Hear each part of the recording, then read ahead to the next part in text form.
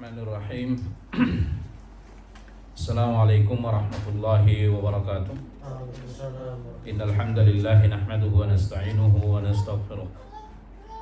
Wa na'udzu billahi min shururi anfusina wa min sayyiati a'malina. May yahdihillahu fala mudilla lahu wa may yudlilhu fala hadiya lahu. Asyhadu an la ilaha illallah wahdahu la syarika lah wa asyhadu anna Muhammadan abduhu wa rasuluhu la nabiyya ba'd. Allahumma salli ala Muhammadin wa ala alihi wa ashabihi ajma'in. Kita lanjutkan kajian sifatus salah. An Ibnu Umar radhiyallahu anhuma, dari Ibnu Umar, mudah-mudahan Allah Subhanahu wa taala meridhoi mereka berdua, anna Rasulullah sallallahu alaihi wasallam kana idza qa'ada lit-tashahhud wada'a yadahu al-yusra ala rukbatayhi al-yusra wal yumna ala al-yumna wa aqada 53 wa asyara bi usbu'ihi as-sababah. Rawahu Muslim. Adalah Rasulullah sallallahu alaihi wasallam apabila beliau duduk untuk tasyahud, dia meletakkan telapak tangan kirinya di atas paha kiri dan telapak tangan kanan di atas paha kanan. Wa aqada 53, dan dia membentuk angka 15. Wa asyara bi usbu'ihi as-sababah, dan dia menunjuk dengan jari telunjuknya.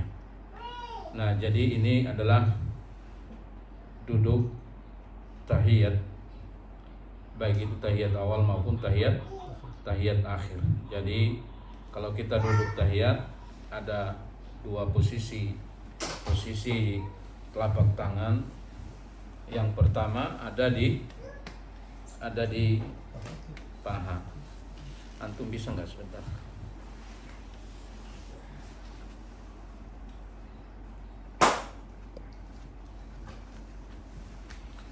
Nah, mulai dari berdiri dulu ya, berdiri. Nah, ini terjadi ketika mau duduk, nanti akan kita lihat hadisnya. Mau sujud, ketika mau sujud terjadi khilafiyah, apakah ketika mau sujud itu duluan tangan atau duluan lutut. Nah, jadi kalau yang paling kuat adalah mendahulukan dua lutut, itu yang paling kuat. Tapi ini adalah perbedaan yang luas, kembali kepada yang sholat, mana lebih mudah. Mungkin kondisinya tidak memungkinkan dengan mendahulukan dua lutut, maka silakan mendahulukan dua tangan. Tapi kalau kita lihat dalil-dalil atau pendapat ulama, yang paling kuat adalah mendahulukan lutut. Setelah lutut baru dua tangan. Nah, coba Allahu Akbar. Nah, lutut ya, dua tangan. Coba sujud. Nah, ini kemarin jari jemari dirapatkan, ya, kaki dirapatkan, nah, lutut kulit dirapatkan, sudah. Nah, diusahakan ketiaknya terbuka. Nah, adalah Rasulullah kalau beliau sujud kelihatan putihnya ketiak beliau, ya, putihnya ketiak beliau. Dalil bahwa bagi laki-laki ketiak tidak aurat. Ketiak tidak aurat. Nah, ini. Nah, jadi jari jemari rapat mengarah ke kiblat. Nah, terus telapak tangan ditaruh di bawah Di bawah pundak, Nah, siku direnggangkan. Nah, kening sama hidung harus nempel. Ya, kening sama hidung harus nempel. Nah, lalu bagaimana bangkitnya? Coba bangkit. Jadi tadi yang pertama adalah lutut, baru tangan. Karena anggota tubuh yang paling rendah ke tempat sujud adalah lutut. Lalu anggota sujud yang paling dekat ke tempat sujud setelah dua lutut adalah dua tangan. Baru setelah itu adalah wajah. Nah, lalu mengangkatnya bagaimana? Dahulu mengangkat muka. Allahu Akbar, terus naik, naik ke atas, naik ke atas. Nah, boleh dengan menekankan tangan. Nah, ini ya begini, baru ditekankan ke lutut. Coba. Allahu Akbar. Ayo. Tangan di lutut. Itu adalah yang paling kuat. Itu yang paling kuat. Nah, kembali ketika duduk, baik itu duduk antara dua sujud maupun duduk tahiyat. Nah, bagaimana duduk tahiyatnya? Tadi dia bilang adalah Rasul menaruh telapak tangannya di atas paha. Nah, jadi ini. Itu coba lurus ini, tangannya rapat, ujung tangannya lurus dengan ujung lutut. Ya, itu satu pendapat atau hadis yang kedua boleh memegang lutut. Coba memegang lutut. Gini. Boleh begitu ya. Tapi yang paling masyhur adalah menaruh telapak tangan di atas paha. Nah, adalah Rasul kalau beliau tadi katanya dalam tasyahud awal. Kalau tasyahud awal itu berarti ada tasyahud awal di sholat rakaat berapa? Dua. Di pada sholat yang 3 rakaat atau 4 rakaat, ya kan? Kalau hanya 2 maka dia hanya tasyahud akhir. Tasyahud awal hukumnya wajib. Adapun tasyahud akhir hukumnya adalah rukun. Hukumnya adalah rukun. Nah, apa perbedaannya? Ya, perbedaannya hukum daripada rukun itu lebih tinggi daripada wajib. Cuman kalau dia ketinggalan, maka itu adalah mengharuskan untuk sujud sahwi. Nah, kalau Rasulullah SAW melakukan tahiyat, Rasul membentuk jari jemari tangan kanan membentuk angka 15. Coba angka 15 begini. Jadi ibu jarinya ditemukan dengan telunjuk. Dengan apa sih? Jari tengah. Nah, telunjuk lurus mengarah ke kiblat. Nah, ada pendapat yang mengatakan jari ini digerakkan. Di dalam hadis yang diriwayatkan oleh Ain bin Hujr. Dia mengatakan bahwa itu Rasulullah SAW yuharrikuha. Nah, yuharrikuha. Tapi hadis ini terjadi perbedaan pendapat, perbedaan di antara ulama. Yang paling kuat ya dia tidak digerakkan. Jadi ada yang mengatakan digerakkan dari awal. Ada yang mengatakan menggerakkannya diputar. Ada yang mengatakan menggerakkannya ketika asyhadu alla. Ya. Nah, itu khilafiyah. Yang paling kuat adalah tidak digerakkan. Karena hadis yang mengatakan menggerakkan dalam riwayat Wa'il bin Hujr adalah muqtarib. Ya. Nah, tidak usah digerakkan. Ini jari jemari mulai dari awal sampai akhir lurus menunjuk ke arah kiblat. Pandangan mata kemana? Ada 2. Boleh mengarah ke tempat sujud, boleh mengarah ke telunjuk. Ya, ketika tahiyat boleh mata kita mengarah ke tempat sujud, boleh mengarah ke telunjuk. Telunjuk ini apa? Adalah simbol tauhid. Udah. Nah, jadi kalau kita kan berdoa, bermacam-macam cara berdoa itu. Ya. Ada umpamanya cara berdoa dengan mengangkat tangan, ya. Ada cara berdoa dengan berdiri ketika melakukan sholat. Ada cara berdoa dengan melakukan duduk antara 2 sujud. Kemarin kita sudah pelajari doa di situ. Kalau khutbah, lihat kalau Rasul berkhutbah dia berdoa dengan menunjuk telunjuknya ke atas. Tapi ketika kita ada di dalam tahiyat, maka berdoanya bukan ke atas begini, tapi menunjuk ke arah kiblat. Nah, itu adalah cara menunjuk tangan atau cara duduk dalam tahiyat maupun duduk antara dua sujud. Lurus ya Ustaz ya? Nggak ditekuk ya Ustaz ya? Enggak, lurus kan kiblatnya. Ada lagi yang telunjuk itu ditunjukkan ketika syahadat. Ya. Apakah itu juga ada dalilnya? Bisa kita kan sebelumnya kan biasa begini. Kemudian ketika asyhadu an la ilaha illallah baru ditunjukkan. Ya, mereka mengatakan karena telunjuk ini adalah merupakan simbol tauhid, maka mereka mengatakan asyhadu alla ini telunjuk diangkat ketika ada pada la nafi. Nah, asyhadu alla. Nah, karena di situ ada dua rukun syahadat kan, nafi dan itsbat. Nah, asyhadu alla, lam itu nafi, illa Allah itu adalah itsbat. Nah, artinya asyhadu alla, aku bersaksi bahwa tidak ada Tuhan, tidak ada ilah. Sebelum kita mengatakan bahwa Allah adalah satu-satunya ilah, maka nafikan dulu Tuhan-Tuhan selain Allah. Ingkari dulu Tuhan-Tuhan selain Allah. Kalau ada orang, saya yakin Allah itu adalah ilah, tapi Isa juga ilah, kan itu berarti tidak benar, ya kan? Nah, jadi kalau mau mengatakan Allah adalah ilah, maka nafikan, ingkari Tuhan-Tuhan selain Allah. Maka itulah ilahnya, asyhadu alla. Allah ini dinamakan la nafi. Maka kalau orang tanya apa rukun syahadat? Rukun syahadat ada dua, nafi dan itsbat. Nafi dan itsbat. Sebelum kita menetapkan bahwa Allah satu-satunya ilah, sebelumnya ingkari dulu Tuhan-Tuhan selain Allah. Baru asyhadu alla, ini nafi, asyhadu alla ilaha illallah. Illallah ini adalah itsbat.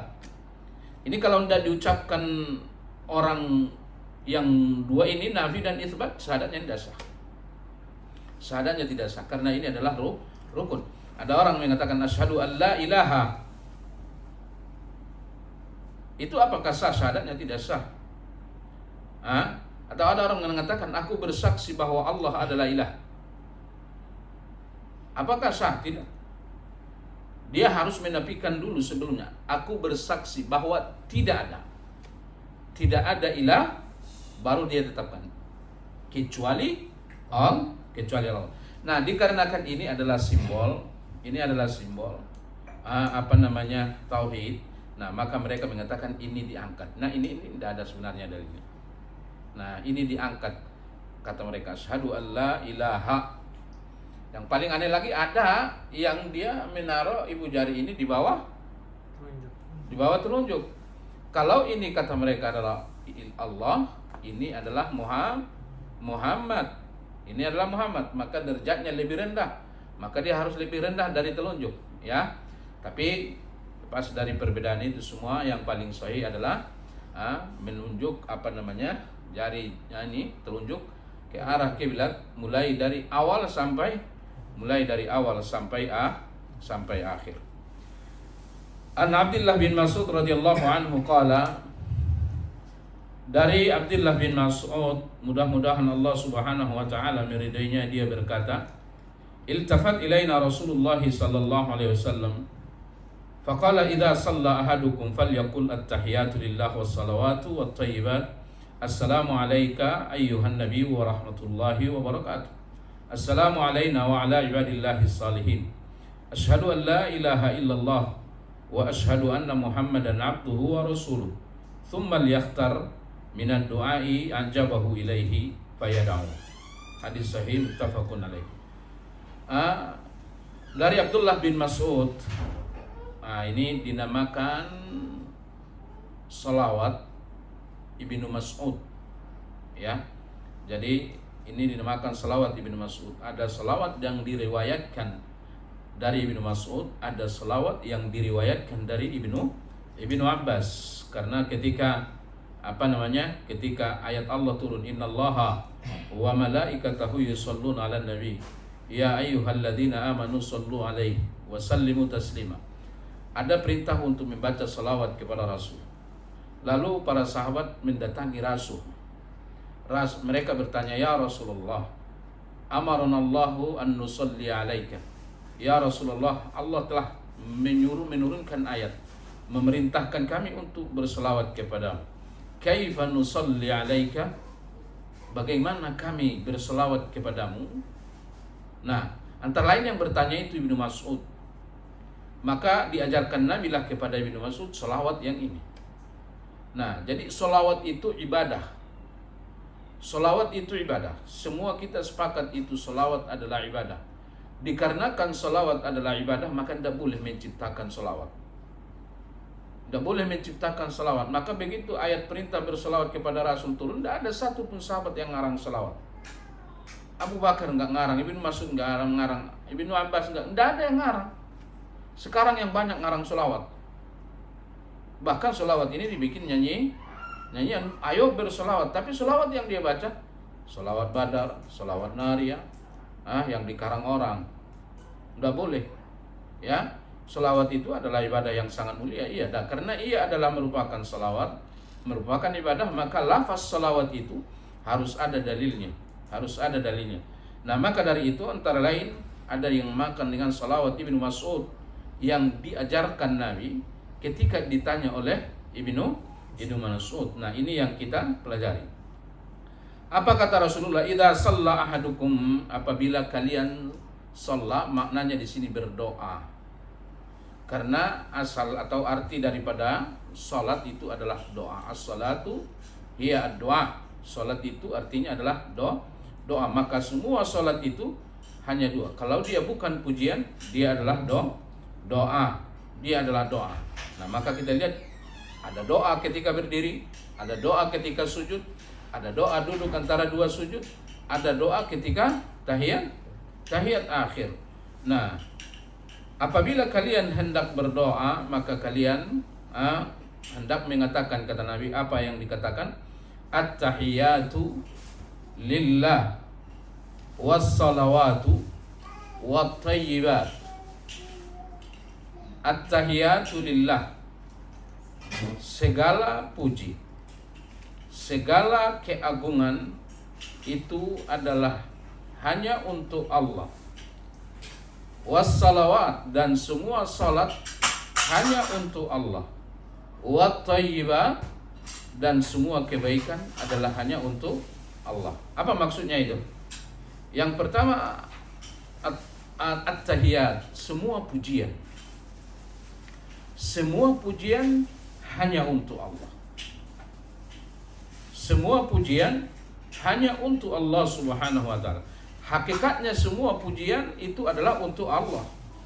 Kenapa Allah dipuji? Karena Allah maha sempurna semua nama dan sifatnya. Manusia punya ilmu enggak? Punya ilmu. Itu kesempurnaan dia. Iya, kesempurnaan. Akan tetapi kesempurnaannya tentang ilmu itu tidak sempurna sekali. Karena manusia hanya memiliki ilmu yang sedikit. Kamu punya ilmu. Nah, itu kesempurnaan. Kamu melihat. Itu kesempurnaan. Tapi penglihatan dia itu terbatas. Di luar tembok pun udah nggak bisa dia lihat. Penglihatan siapa yang sangat sempurna adalah Allah. Mendengar itu sempurna nggak? Sifat kesempurnaan. Iya, sifat kesempurnaan. Tapi itu kalau yang mendengar di situ adalah makhluk, maka itu terbatas. Yang maha sempurna pendengarannya adalah Allah Subhanahu wa ta'ala. Nah, jadi at-tahiyat adalah segala pujian, kesempurnaan, keagungan itu hanya milik Allah Subhanahu wa ta'ala. Karena hanya Allah yang memiliki nama dan sifat yang maha sempurna. Itu orang raja, iya hebat, raja, itu kesempurnaan, iya. Tapi dia bukan raja sesungguhnya. Raja sesungguhnya adalah Allah. Maka semua raja itu mati. Semua raja itu mati. Yang nggak mati hanya Allah Subhanahu wa taala. Sempurna. Semua sifat Allah itu adalah sempurna. Nah, itu yang dimaksud dengan at-tahiyat. Nah, semua pujian adalah untuk Allah Subhanahu wa taala. At-tahiyatu lillah. Semua pujian hanya milik Allah. Was-salawat. Apa maksud as-salawat? Adalah salat. Ini adalah pendapat yang pertama. Adalah salat. Lihat di sini kondisi atau posisi salat pada posisi yang keberapa? Yang kedua. Yang pertama adalah pujian terhadap Allah Subhanahu wa taala. Pujian terhadap Allah. Nah, lihat dalam suratul Fatihah. Alhamdulillahirabbil alamin. Ar-Rahmanir Rahim. Ini pujian semua. Maliki yaumiddin. Iyyaka na'budu. Hanya kepadamu kami menyembah. Hanya kepadamu kami beribadah. Ibadah yang paling afdol setelah tauhid adalah salat. Ibadah yang paling afdol setelah tauhid adalah salat. Lalu setelah itu apa ibadah yang paling afdol? Secara umum, ibadah yang paling afdol setelah salat adalah ibadah yang mana itu karunia yang Allah berikan kepada Anda. Apa maksudnya itu? Orang yang memiliki kekuatan, memiliki kelihayan dalam berperang, maka ibadah paling afdol bagi dia setelah tauhid dan salat adalah berperang. Orang yang memiliki kelebihan yang Allah berikan pada dia ilmu, maka antara lain ibadah yang paling afdol bagi dia adalah ilmu, mengajarkan ilmu. Ada orang yang diberikan Allah kepada dia kelebihan atau dia umpamanya sebagai seorang suami, maka ibadah yang paling afdol antara lain bagi dia apa? Memberikan nafkah keluarganya. Dia adalah seorang istri, maka ibadah yang paling afdol bagi dia adalah berbakti kepada kedua orang tua, kepada suami. Dia adalah seorang anak, maka ibadah yang sangat afdol bagi dia adalah berbakti pada keluarganya. Nah, jadi apa yang Allah berikan kepada kita karunia, maka ibadah yang berkaitan dengan itu adalah lebih afdol. Nah, itu makna yang dikatakan Allah dalam awal Al-Baqarah, wa mimma razaqnahum yunfiqun. Nah, jadi maksud infak di situ bukan uang saja. Bukan uang saja. Nah, dia punya keahlian apa? Dia punya keahlian berperang, ya udah. Dia lebih afdol. Dia punya keahlian dalam kecerdasan, ya dia umpamanya menuntut ilmu. Maka kalau ada peperangan, haruskah semua pergi berperang? Tidak boleh. Harus ada yang perang, harus ada yang menuntut ilmu. Lalu siapa yang harus berperang? Siapa yang harus menuntut ilmu? Orang yang punya kekuatan, maka lebih afdol bagi dia berperang. Orang yang punya kecerdasan lebih afdol bagi dia menuntut ilmu. Nah, jadi ibadah itu bermacam-macam, banyak bentuk ibadah. Sengaja Allah berikan banyak bentuk ibadah agar supaya kita memiliki banyak cara untuk mendekatkan diri pada Allah. Sehingga setiap orang memiliki kesempatan menjadi orang terbaik. Ada orang miskin, bisa nggak dia menjadi orang terbaik? Dengan apa ibadahnya yang paling afdal? Puasa. Sabar. Iya kan? Dengan sabar. Ada orang kaya, bisa nggak dia jadi orang terbaik? Apa ibadah yang harus dia lakukan? Setiap apa yang Allah berikan. Seorang suami, apa antara lain ibadah? Nah, menafkahi keluarganya. Coba bayangin tuh, ngasih makan istri, ngasih makan anak, itu luar biasa. Seorang istri. Maka Nabi katakan tuh, ketika ada beberapa perempuan menggugat Nabi, kenapa kalau yang berperang itu laki-laki doang? Kami juga bisa angkat senjata ya Rasulullah. Lalu kata Nabi, engkau di rumah suamimu, engkau mengurusi keluargamu, itu adalah sama dengan jihad. Sama dengan jihad. Nah, jadi ini antara lain adalah kaidah yang umum untuk mengetahui mana ibadah yang paling afdal. Tapi di antara itu semua ibadah yang paling afdal itu adalah salat. Adalah salat. Nah, maka dari itu lihat di sini dia katakan at-tahiyatu lillah. Ini hak Allah. Ini adalah pujian kepada Allah Subhanahu wa taala. Was-salawat dan salat-salat. Salat yang paling afdal adalah salat wajib. Salat yang paling afdal adalah salat wajib. Salat yang paling afdal di antara salat wajib itu khilafiyah. Ada yang mengatakan salat subuh, ada yang mengatakan salat asar. Lalu as-salawat di sini itu adalah termasuk semua salat. Termasuk semua salat. Nah, jadi ini menunjukkan bagaimana salat itu adalah ibadah yang sangat agung. Nah, jadi karena agungnya lah salat, maka salat tidak boleh ditinggalkan. Dalam kondisi apapun. Dalam kondisi apapun tidak boleh ditinggalkan salat. Nah, ini adalah merupakan menunjukkan ini ibadah sangat agung. Sangat agung, maka dia tidak boleh ditinggalkan. Dan begitu halnya dengan ibadah-ibadah yang lain, ibadah-ibadah yang lain. Wat-thayyibat. Wat-thayyibat, apa yang dimaksud dengan thayyibat? Semua kebaikan. Kata-kata yang baik yang diucapkan, perbuatan yang baik yang dilakukan, amal hati yang baik yang dilakukan. Nah, itu semua adalah untuk Allah Subhanahu wa taala. Nah, untuk Allah Subhanahu wa taala. Di dalam salah satu doa iftitah yang diajarkan, inna salati wa nusuki wa mahyaya wa mamati lillahi rabbil alamin. Jadi semuanya untuk Allah, tapi harus yang baik. Innallaha jamil yuhibbul jamal. Allah itu baik, tidak mau kalau tidak baik-baik. Nah, jadi semua kebaikan yang kita ucapkan itu adalah untuk Allah, kebaikan yang kita perbuat itu adalah untuk Allah, kebaikan hati itu adalah untuk Allah. Nah, ini pendapat yang pertama yang dimaksud dengan at-tahiyatu lillah wassalawat wattayyibat. Nah, pendapat yang kedua yang dimaksud at-tahiyatu lillah wassalawat wattayyibat. At-tahiyat semua amal hati. Semua amal hati. Takut, harap, cinta, dan lain-lain. Tawakal. Nah, ini adalah untuk Allah. Semua amal hati. Banyakkan mana amalan hati dengan amalan fisik? Amalan hati. Ya, amalan hati. Dan amalan hati adalah nilainya lebih tinggi. At-tahiyatu lillah was-salawat.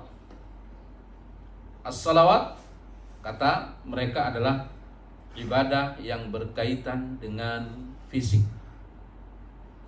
Ibadah yang berkaitan dengan fisik. Karena ibadah itu ada yang ibadah hati, ada ibadah fisik, ada ibadah maliyah. Nah, jadi ibadah yang paling afdal, yang dilakukan oleh fisik manusia adalah salat. Adalah salat. Ibadah yang paling afdal yang ada di dalam hati manusia adalah iman. Adalah iman. Wat-thayyibat. Apa yang dimaksud at-thayyibat? Adalah ibadah maliyah. Adalah ibadah maliyah. Nah, coba semua ibadah yang ada dalam agama kita itu hanya yang tiga itu aja. Ibadah yang berkaitan dengan hati. Ya, ada di sana takut, ada di sana harap, dan lain-lain. Besar nggak pahalanya itu? Takut sama Allah besar nggak pahalanya? Besar. Innal ladzina yakhshawna rabbahum bil ghaib lahum maghfiratun wa ajrun kabir.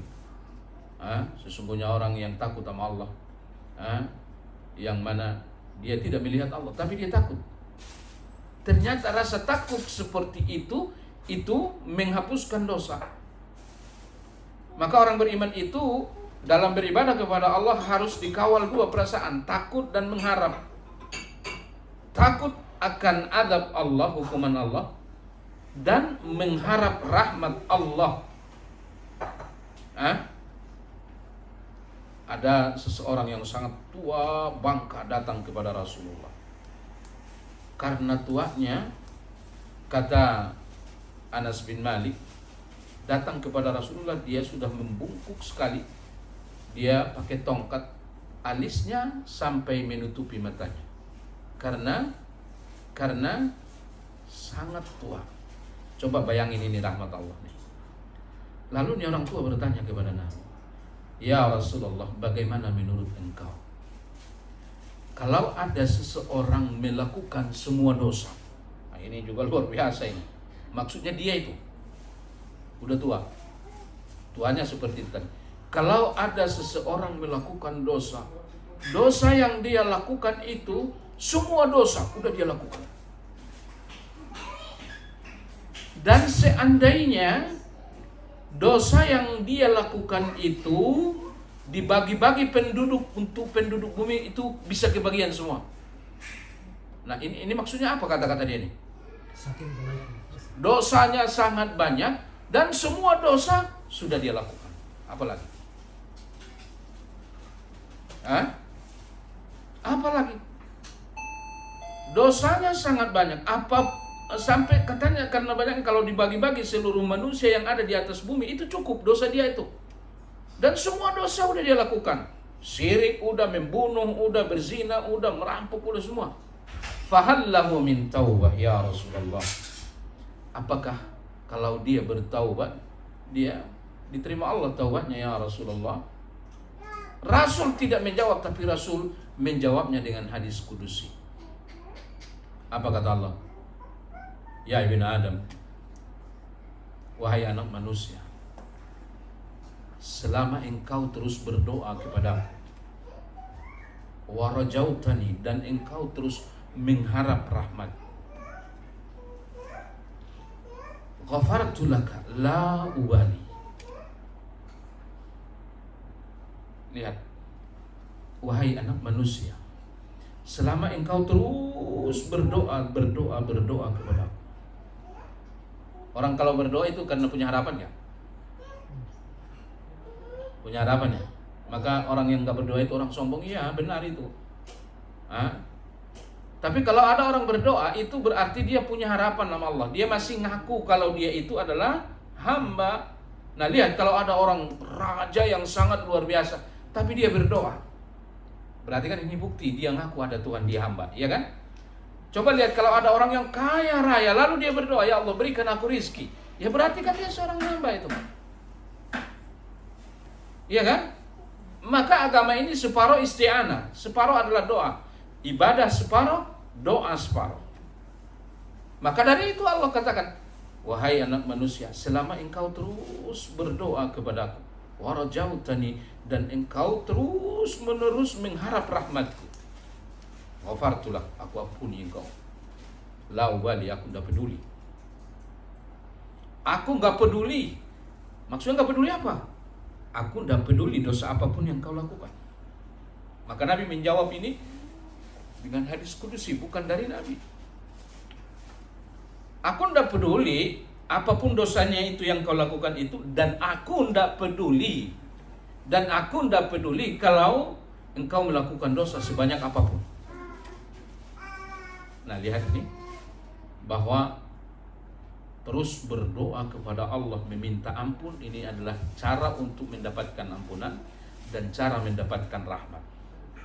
Mau apa aja minta sama Allah. Itu sebab rahmat yang pertama. Yang kedua, mengharaplah akan kasih sayang Allah. Nah, terus Allah katakan dalam hadis kudus itu, wahai anak manusia,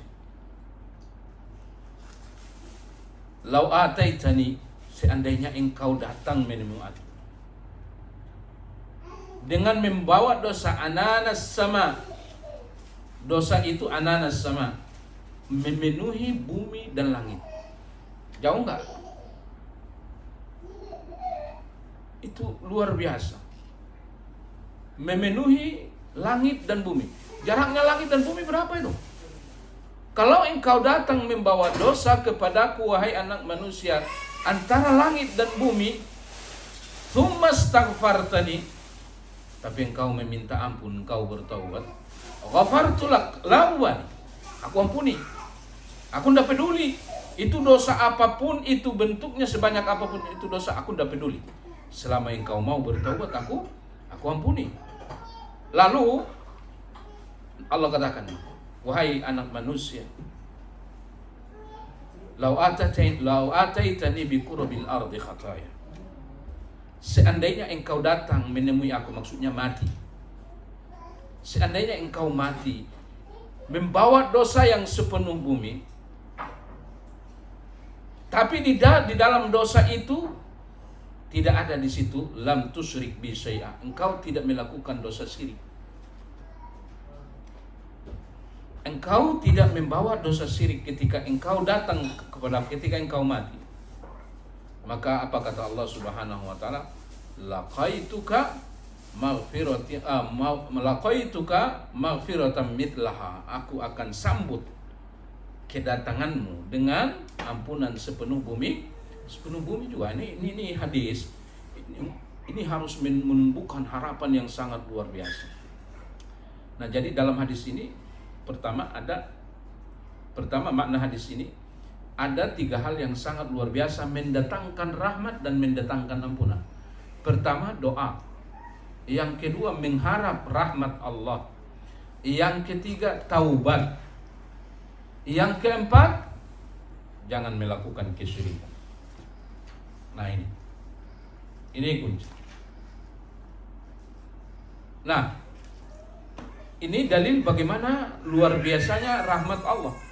Nah, jadi ibadah yang namanya mengharap rahmat Allah itu luar biasa mendatangkan rahmat dan mendatangkan ampunan. Nah, antara lain contohnya takut. Takut sama Allah menghapuskan dosa enggak? Allah katakan dalam surah Al-Mulk, "Walladzi ja'ala lakumul arda dalula famshu fi manaqibiha wa kulu min rizqi wa ilaihin nusyur." Aamintum man fis sama ay yakhsifa bikumul ard fa idza hiya tamur. Apakah kamu merasa aman dengan apa yang ada di langit? Jadi ada orang yang melakukan dosa tapi tidak ada takutnya dia dengan dosa itu, ya kan? Enggak ada takutnya dengan dosa itu. Sehingga dia ada dalam dosa yang terus menerus. Nah, ini bahayanya. Tapi kalau kita melakukan dosa lalu di dalam hati ada rasa takut kepada Allah dengan dosa yang dilakukan, ini bisa menghapuskan dosa. Lalu apalagi kita taubati, ya udah itu akan menghapuskan dosa. Rasa takut aja bisa menghapuskan dosa. Itu sudah kita banyak cerita tentang itu. Seorang ayah yang mewasiatkan kepada anaknya, ya kan?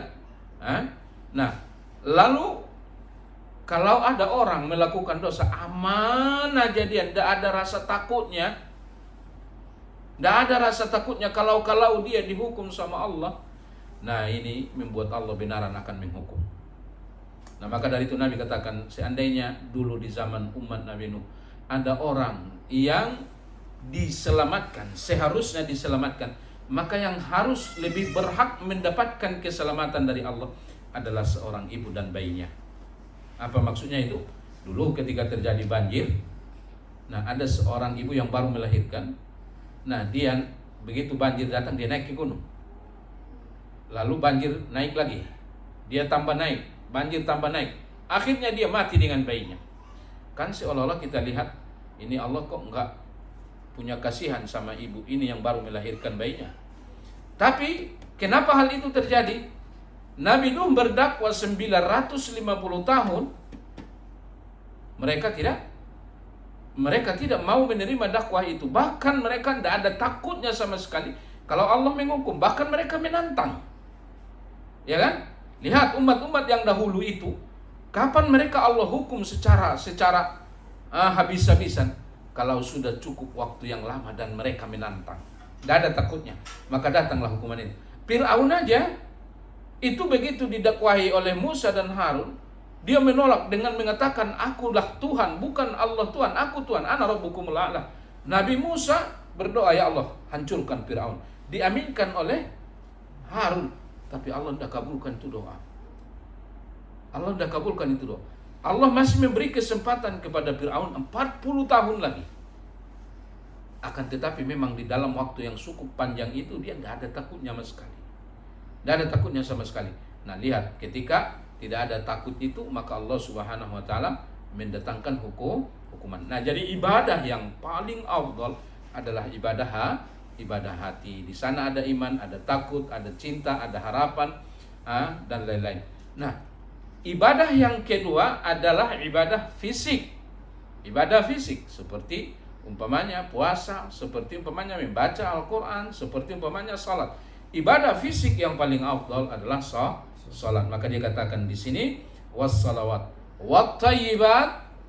Wattayyibat ini adalah kata pendapat yang kedua tadi adalah ibadah yang berkaitan dengan harta. Nah, jadi ibadah di dalam agama kita hanya berkaitan 3 hal. Berkaitan dengan hati, berkaitan dengan fisik, berkaitan dengan harta.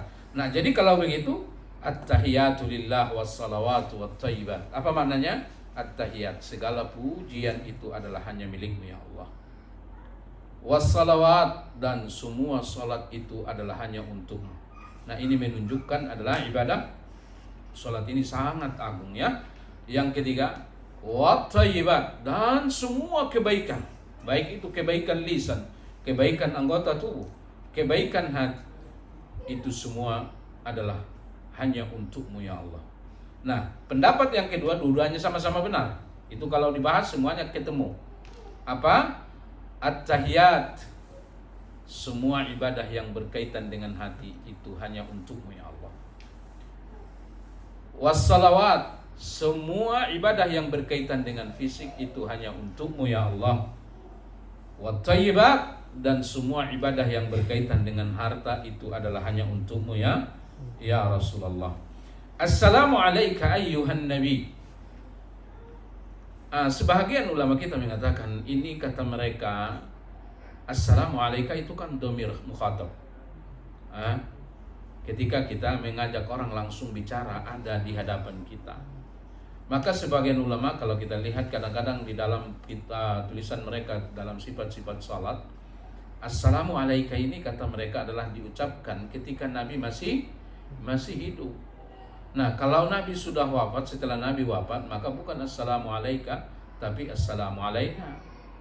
Assalamu alayna. Nah, sebenarnya itu pendapat itu lemah.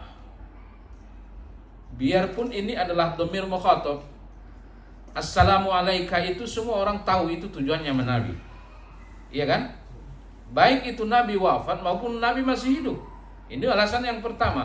Alasan yang kedua, di saat Nabi hidup, para sahabat ada yang ada di Makkah, ada di Madinah.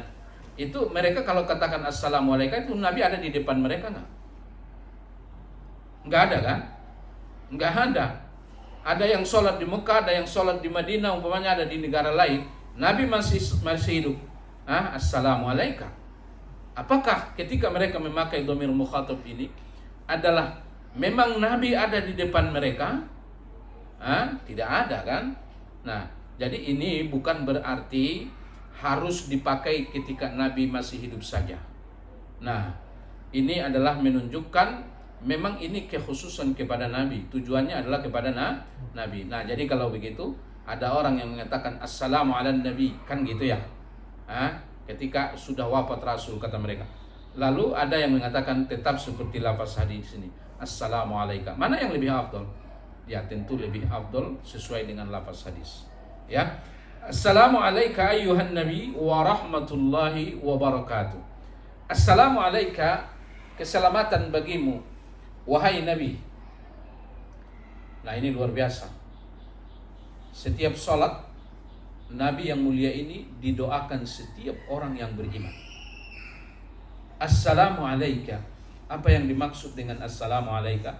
Keselamatan untukmu ya Rasulullah, keselamatan untuk fisikmu. Keselamatan untuk fisikmu. Fisik Nabi ketika masih hidup selamat, alhamdulillah. Fisik Nabi setelah wafat pun selamat. Selamatnya bagaimana? Allah mengharamkan bumi untuk memakan jasad Rasul. Dan kita sudah pernah ceritakan, pernah sebuah cerita, 2 orang asing ingin mencuri jasad Nabi. Allah jaga. Nah, jadi enggak ada yang bisa merusak jasad Nabi, baik itu di ketika Nabi masih hidup maupun di ketika Nabi setelah wafat. Assalamualaikum. Nah, ini yang pertama yang dimaksud assalamualaikum. Tapi kita tidak boleh mengartikan juga yang selamat itu adalah apabila fisik saja, ya. Contohnya begini, ada orang mengertikan selamat, rezeki, kebaikan itu kalau itu mengenai fisiknya. Nah, contoh, dia sehat, dia selamat itu, dia baik itu, kan begitu ya kita. Tapi kalau dia sakit, apa kita katakan? Dia lagi nggak baik ya, kan gitu ya.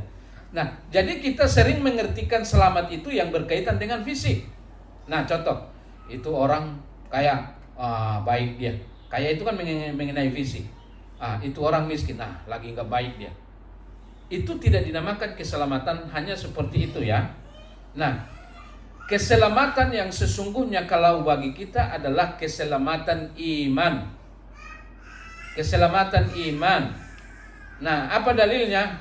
Allah katakan tentang Nabi Yahya, wassalamun alaihi yauma wulida wa yauma yamutu wa yauma yub'atsu hayya.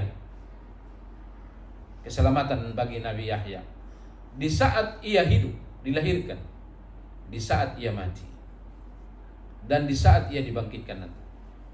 Emang di saat matinya Nabi Yahya itu bagaimana? Matinya Nabi Yahya dibacok, dibunuh oleh orang-orang Yahudi. Fisiknya dibunuh, dibacok sehingga dia mati.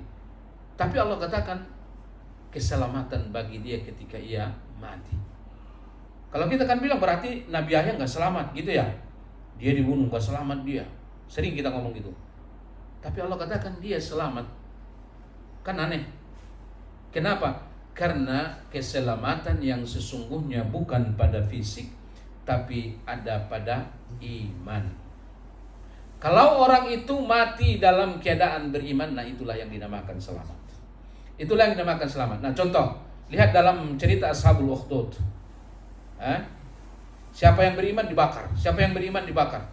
Kok nggak selamat? Kan kita ngomong gitu tuh, iya kan? Kok nggak selamat? Nah, ternyata Allah katakan mereka itu dibunuh karena mereka mengatakan tidak ada Tuhan selain Allah. Tidak ada Tuhan selain Allah. Nah, berarti dia dibakar itu justru itu keselamatan. Itu keselamatan. Masitah umpamanya, ketika Masitah dipilih dua hal. Mengatakan bahwa Allah bukan Tuhan, selamat. Atau tetap mengatakan Allah adalah Tuhan, kau akan dibakar dengan baik. Nah, pilih mana dia? Pilih dibakar. Kita ngomong itu tidak selamat, tapi Allah ngomong itulah keselamatan. Itulah keselamatan. Nah, jadi keselamatan yang sesungguhnya itu adalah keselamatan iman. Nah, orang yang beriman itu pun seperti itu. Iman orang yang beriman itu seperti itu. Kalau sudah baik bagi dia kematian, maka Allah matikan dia. Itu keselamatan. Maka dari itu Nabi katakan nanti hari kiamat kalau sudah dekat, akan muncul fitnah yang sangat luar biasa di atas dunia. Karena hebatnya fitnah itu, kata Nabi, kalau orang beriman melihat ada kuburan, mereka cemburu. Mereka cemburu, maksudnya apa? Mereka lebih ingin mati dan ada di dalam kubur itu ketimbang hidup di atas bumi ini karena hebatnya fitnah. Artinya apa? Artinya keselamatan adalah mati. Adalah mati. Maka dari itu Nabi katakan, orang yang, kalau kamu tahu orang yang mati syahid itu, keinginan mereka adalah satu, kembali ke dunia. Buat apa? Buat mati lagi. Buat mati lagi. Buat berjihad lagi. Nah, jadi keselamatan yang sesungguhnya adalah keselamatan iman, bukan keselamatan fisik. Maka dari itu terkadang kita menginginkan ini, Allah nggak kasih. Kenapa? Karena kalau Allah kasih sama kita, nanti akan buat kita engkar. Ya Allah, jadikan aku orang kaya. Allah nggak kabulkan doanya. Kata Allah, kamu kalau orang kaya jadi sombong. Kamu kalau orang kaya jadi orang sombong. Imanmu jadi rusak. Nanti kamu masuk neraka. Kamu lebih baik jadi orang miskin aja. Nah, ini keselamatan. Ini keselamatan. Maka jangan pernah berpikir kalau Anda minta kepada Allah sesuatu yang menurut Anda baik, Tapi Allah tidak berikan, tapi justru yang Allah berikan adalah hal yang menurut Anda tidak baik. Justru itulah kebaikan itu. Itulah kebaikan itu. Nah, maka dari itu keselamatan. Nah, kita kembali kepada kajian kita. Assalamu alayka ayyuhan nabi. Keselamatan bagimu hai nabi. Apa maksudnya di sini? Yang pertama adalah jasadnya. Maka kita lihat jasad Nabi diselamatkan di dunia, diselamatkan di dalam barzakh, di kuburnya diselamatkan. Yang kedua, apa yang dimaksud assalamu alayka? Keselamatan atas semua ajaranmu. Keselamatan atas semua ajaranmu ya Rasulullah. Maka perhatikan, ini dikabulkan Allah enggak? Dikabulkan Allah. Rasul sudah wafat, akan tetapi Islam masih tetap terus ada. Islam masih terus berkembang. Banyak orang yang berupaya untuk merusak makna Al-Quran, merusak makna hadis, ingin merubahnya secara lafaz dan secara makna. Ada yang berhasil enggak? Seperti mereka berhasil merubah Injil, merubah Taurat, tidak ada yang pernah berhasil merubah Al-Quran. Dan akan selalu ada hamba-hamba yang Allah utus yang memiliki kecerdasan yang luar biasa untuk menghafal-hafal hadis Nabi, sehingga semua hadis Nabi itu terpelihara dan Al-Quran itu terpelihara secara lafaz dan makna. Kenapa itu? Karena doa yang selalu kita panjatkan di dalam setiap sholat kita. Apa doanya? Assalamu alayka ayyuhan nabi. Assalamu alayka ayyuhan nabi. Nah, inilah antara lain makna assalamu alayka ayyuhan nabi. Keselamatan bagimu wahai Rasulullah. Allah jaga fisikmu di dunia dan di akhirat, dan Allah jaga semua ajaran agama yang kau bawa ketika di dunia dan nanti sampai waktu yang dikehendaki Allah Subhanahu wa taala. Insyaallah kita lanjut pada kesempatan datang. Ada pertanyaan? Doa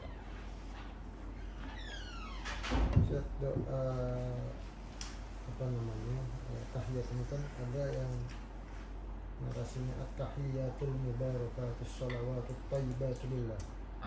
Itu yang mana yang lebih? Kalau ini kan at-tahiyatul lillah wassalatu wattayyibat. Assalamu alayka ayyuhan nabi. At-tahiyatul mubarakatus shalawatut thayyibat lillah. Nah, jadi yang paling bagus ini. Nah, inilah lafaz hadisnya. Ini udah jelas. At-tahiyatu lillah wassalawatu wattayyibat. Ya. Kalau barokah itu untuk makhluk ya. Makhluk. Nah, yang kita cari dalam hidup ini berkah. Bukan Allah yang cari berkah. Keberkahan itu dari Allah. Karena kan yang diajarkan dari kecil gitu. Iya. Yang dicari keberkahan dalam hidup ini. Maka kalau ada orang menikah, barakallahu lakum.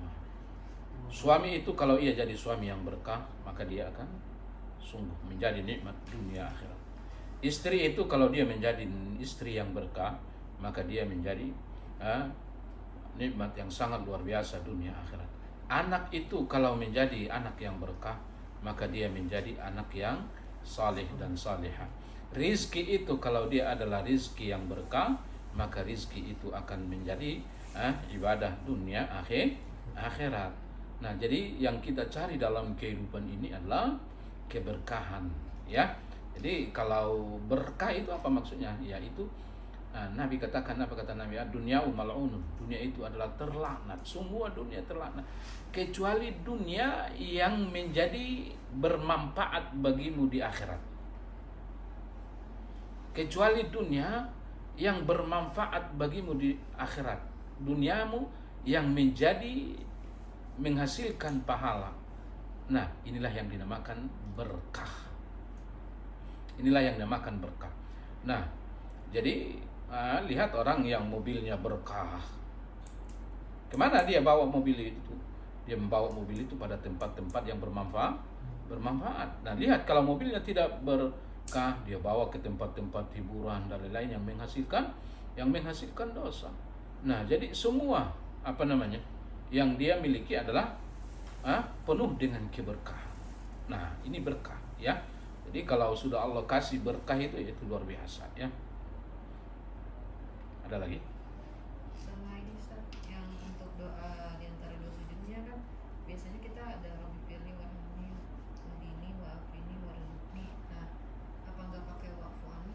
Wa'fu anni nggak ada dalam hadis. Dalam hadis lain ada wajaburni ya. Tapi yang kita pelajari kemarin itu lebih masyhur ya. Wa'afini, wa'fu anni kan sesungguhnya sama aja itu artinya. Ya, jadi terjadi pengulangan kalimat. Maka tidak ditemukan ada kalimat wa'fu anni itu di dalam hadis tentang kalimat yang terakhir itu. Wa'afini, wa'fu anni ya. Kalau wajib murni Masih ada, cuman apa namanya? Tutupilah kekurangan. Cuman yang kita pelajari kemarin itu adalah masyhur.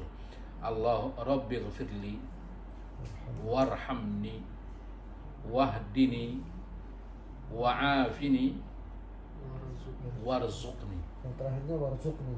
Ya, warzuqni. Coba, ada nggak di situ semua nggak permintaan dunia akhirat?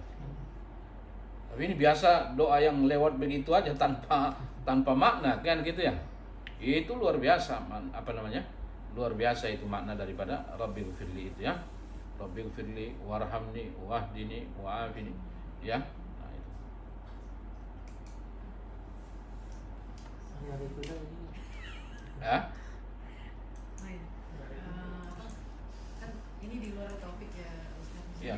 Misalnya mimpi itu kan katanya mimpi buruk itu katanya nggak boleh diceritakan karena maksudnya dari setan. Nah, kalau mimpi baik itu boleh diceritakan gitu, tapi tidak boleh ke sembarang orang. Nanti kalau dia menafsirkan kita percaya bisa terjadi gitu ya. Terus kalau kayak mimpi lucu gitu lawakan tuh termasuk yang buruk atau yang baik Ustaz? Ya. Yang lucu gitu.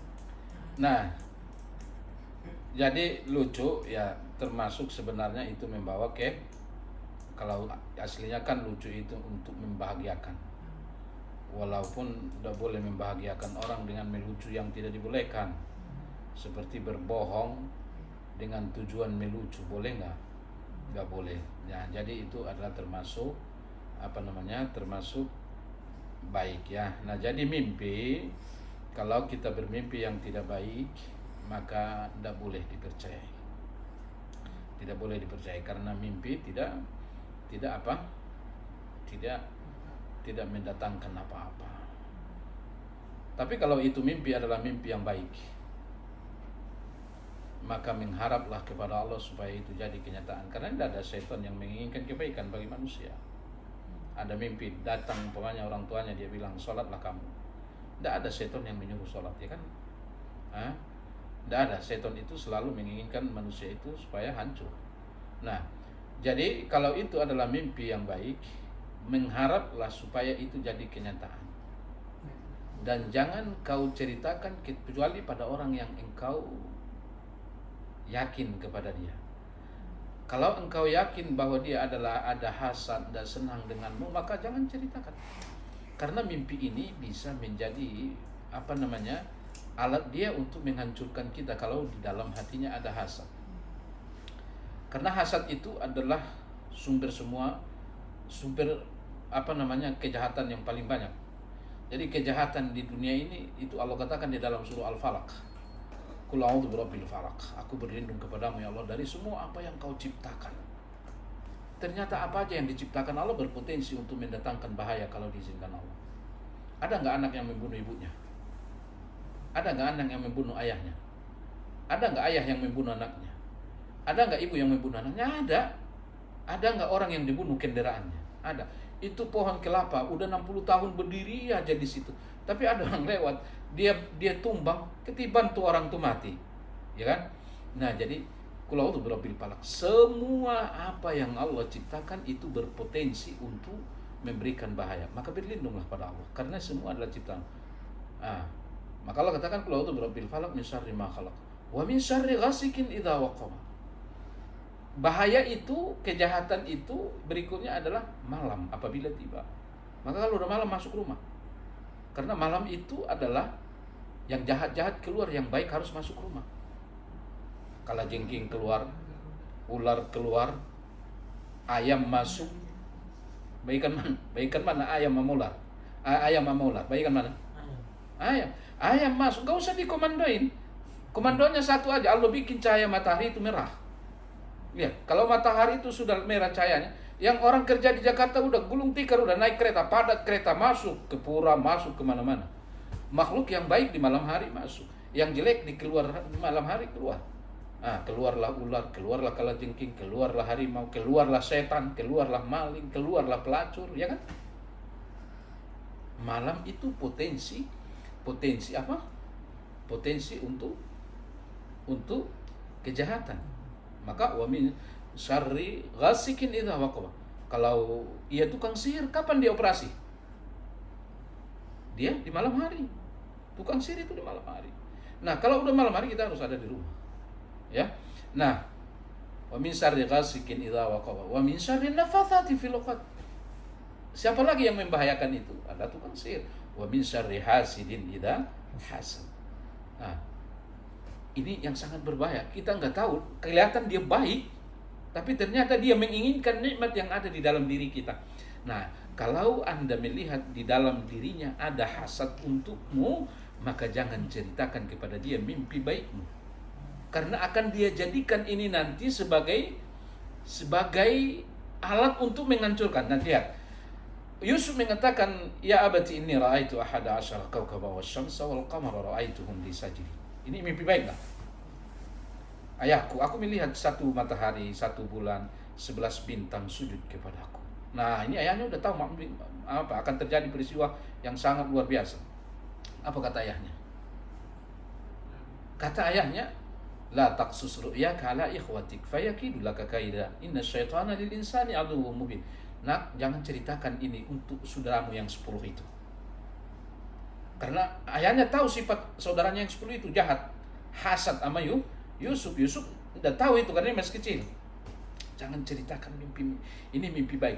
Jangan ceritakan mimpimu ini kepada saudara-saudaramu. Setan akan menghancurkan kalian nanti lewat saudaramu kalau engkau katakan mimpimu ini.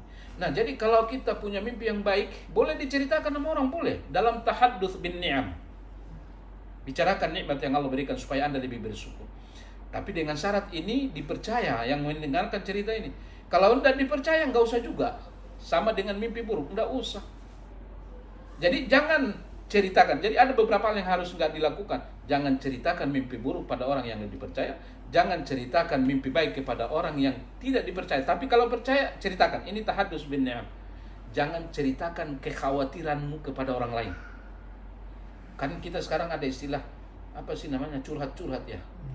Ya, Anda boleh menceritakan cerita Anda kepada orang yang bisa memberikan solusi syariah pada Anda. Kalau dia nggak bisa memberikan solusi syariah, nggak usah. Dia hanya tahu kelemahan Anda, bisa dihancurkan dengan kelemahan itu. Apa dalilnya? Ya abana malaka la ta'manna ala Yusuf fa inna lahu lanasihun. Ayah kami, kenapa engkau tidak percaya kepada kami sehingga Yusuf kau nggak kasih kami bawa bersama kami? Kenapa nggak percaya kami? Apa kata ayahnya? Dia katakan kekhawatirannya, inni akhafu ayyakulahu dhi'bu wa antum anhu ghafilun. Saya khawatir kalau dia dimakan serigala. Nah, lihat, begitu mereka berhasil membuang Yusuf, apa alasannya? Ayah kami, dia dimakan serigala. Iya kan? Jadi bumerang. Mereka jadikan alasan yang dikatakan ayah mereka kekhawatirannya, supaya ayah mereka lebih menerima, lebih logis.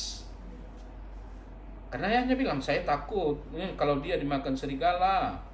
Nah, mereka begitu berhasil membuang Yusuf, alasannya ya, ayah kami dimakan serigala. Ya, nah jadi nggak boleh diceritakan. Ya, tapi kalau memang itu adalah mimpi baik, silakan ceritakan kepada orang yang diyakini amanah. Karena mimpi baik itu termasuk kabar gembira yang antara lain Allah katakan lahumul busra fil hayatid dunya wal akhirah. Bagi mereka kabar gembira. Maksudnya kabar gembira ini adalah antara lain Anda dimimpikan orang beriman dengan mimpi yang baik. Itu kabar gembira. Ustaz, ini kalau misalnya pernah bertahun-tahun dimimpikan aib seseorang, tapi nggak lama setelah itu dibukakan gitu, diperlihatkan aib orang itu yang kita mimpikan. Nah, terus berulang-ulang dengan orang yang berbeda-beda. Misalnya hari ini saya mimpi si A mencuri, besoknya ketahuan si A mencuri selang 2 hari. Nah, terus ada yang bilang ketika bilang saya ke orang, ada orang sekolah, dia bilang itu bisa gangguan jin, terus disuruh dengerin murotal ya itu saya dulu masih kerja dengerin murotal gitu tiap hari pulang pergi di kereta di mana gitu lama-lama hilang nggak pernah lagi dimimpiin ayah orang. Apa betul itu gangguan jin? Iya, itu gangguan jin. Perbuatan-perbuatan seperti itu adalah kelakuan jin. Ya, maka tidak boleh ditakuti, tidak boleh dipercayai. Ya. Walaupun itu benar. Hah? Saya kan itu akhirnya kejadian. Ya kalau benar apa manfaatnya? Kita, Enggak ada kan? Nah, itu ulah syaitan itu ya. Udah, kita tutup dengan kafar majelis. Subhanakallahumma bihamdik asyhadu an la ilaha illa anta astaghfiruka wa atubu ilaik. Assalamualaikum warahmatullahi wabarakatuh. Waalaikumsalam warahmatullahi wabarakatuh.